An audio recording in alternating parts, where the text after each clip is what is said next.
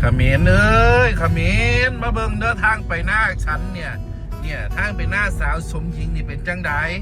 เออแค่ทางไปนานะคะ บ้านคุณยังอยู่ทางแดงนะคะ ไม่มีบ้านคนนะไหมเห็นสวนยางไหมคะทางไปนานะคะมึงมาเบิ่งค่ะมึงมาเบิ่งมึงบอกว่าบ้านเมืองมึงจะเริ่นนะค่ะ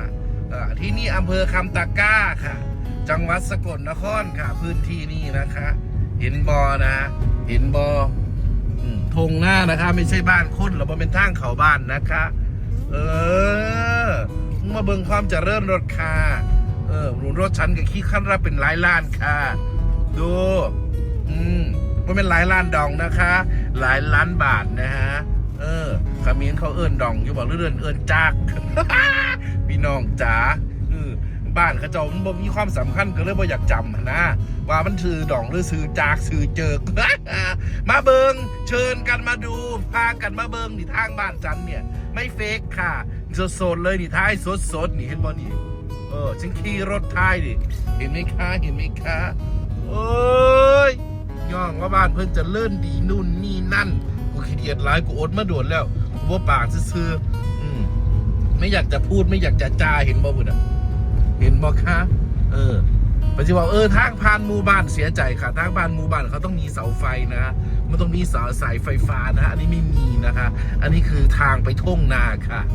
แต่มันสามารถลัดไปที่อื่นได้ค่ะมันเชื่อมกันค่ะแต่ไกลค่ะเนี่ยฉันขี่มาเนี่ยประมาณ 5-6 กิโลเป็นคอนกรีตเหมือดเร็วค่ะเห็นไหมคะเบิ้งเอามื่นตาเบิ้งเอาเฮ้ยย่องมาสันบ้านเจ้าของคักนู่นนี่นั่นมาเบิ้งบ้านฉันเนี่ยทางไปหน้าไปหัวไปสวนทางคอนกรีตขนเห็นไหมพามาดูเนี่ยในบ้านนี่ในหมู่บ้านเห็นบ่ทางลาดยาง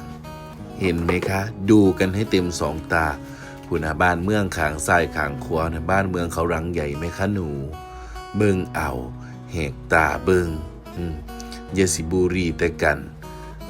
บ้านเจ้าของพัฒนาได้พ่อสำใดสำนึงเนี่ยเบิ่งเนี่ยมอเตอร์ไซค์บ้านฉันมี3 ล้อเนี่ยเห็นบ่นั่นดูเห็นไหมผ่านไปเมื่อกี้นี่ บ้านเธอนี่ยังแค่มีแค่2 ล้อครับมอเตอร์ไซค์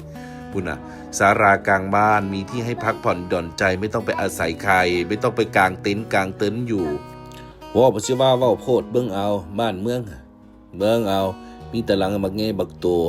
บ่มีดอกน้อยๆย่อยๆแง่น่ะมีบ้างเล็กน้อยเนาะบางคนก็ถึงว่า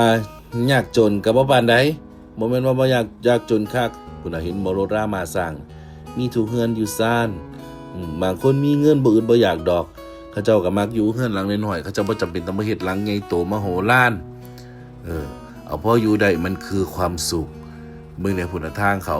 โอ้ยรวยทางในหมู่บ้านนั้นนี่หมู่บ้านเล็กๆนั้นมีไฟส่องบริการด้วยเห็นบ่มันสูมีหยังว่าแต่เจ้าของคักเอาเปรียบเขาแต่ละมือแต่ละเว้นโพดโพให้มันกุนตุ้มต่ำให้มุดเนี่ย